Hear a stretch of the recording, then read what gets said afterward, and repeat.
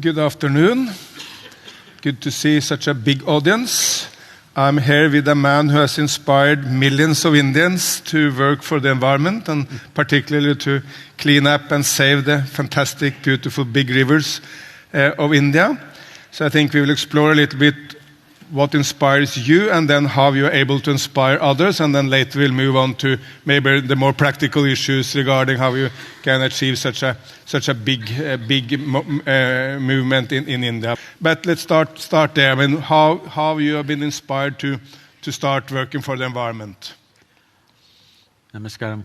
Good afternoon to everyone. My engagement with rivers and forests of southern India started very early for me.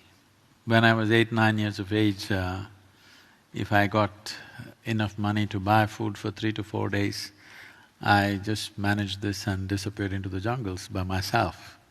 Well, it was a big concern for those who bore me, but But they liked it or? I just lived in the jungles and when I was there, I did not experience this as some kind of nature or natural beauty. I just saw it as a life larger than myself. And when I was 17, I floated down Kaveri river for 163 kilometers for 13 days, eating off the river, living off the river, just on 4 truck tubes and a few bamboos. And the river is a life beyond you and me. People like you and me come and go, but these rivers have been flowing for millions of years and they must flow forever. But such a mighty life, we've brought it down to its knees today. The rivers that I saw at that time, 50 years ago, and the rivers that I see today are just half of what they used to be. They say average depletion is around 44%, but many rivers are well below half, and many of them which were perennial for millions of years have become seasonal rivers. This year, Kaveri did not touch the ocean for 3.5 months. It dried up 170 kilometers inland. The entire length of Kaveri in Tamil Nadu, between these two states, Karnataka and Tamil Nadu, there is a big war for water. It's going on for the last 25 years. But the entire length of the river is only 430 kilometers. But it dried up 170 kilometers inland. And the sad part is when we did this painting competition across the country in over 160,000 schools, many children, when we asked them to paint a river, they just painted sand. This is the experience of the people. And why is that? Why are they going so dry? Is agriculture? Why is it happening? See, in India, only 4% of the river water is glacial or ice-fed. Rest is all forest-fed. Forest-fed essentially means we have rains. Unlike in Europe, we have rains for only on an average of 40 to 45 days across the country, which is our monsoon. This 45 days of precipitation, we are supposed to hold it in the land for 365 days and let it go in the river slowly.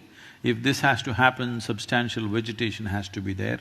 There is a serious removal of vegetation, not only in the form of forests, but also in the farmlands there used to be vegetation. For example, in the Ganga basin, which amounts to 25% of India's geography and 33% of India's agricultural produce, in the last 50 years we have removed 94% of the green cover, 94%.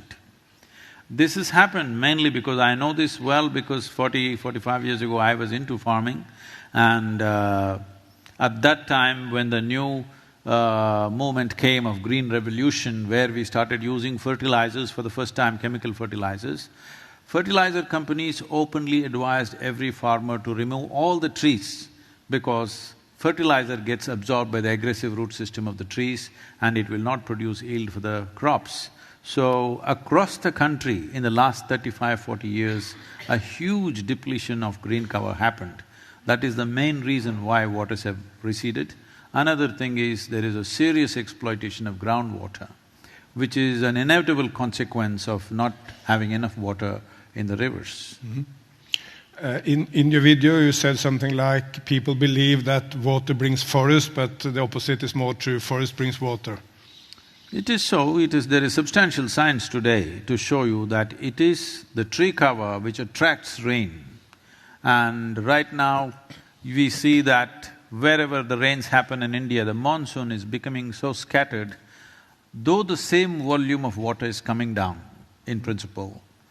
In the last 100 years, there's not been too much variation in the amount of water or the precipitation coming down on the Indian subcontinent. But where it is coming down, in what patterns it is coming down has completely altered, mainly because of lack of green cover. And today there is no more debate about it, everybody knows that it's the forests which draw water or rain.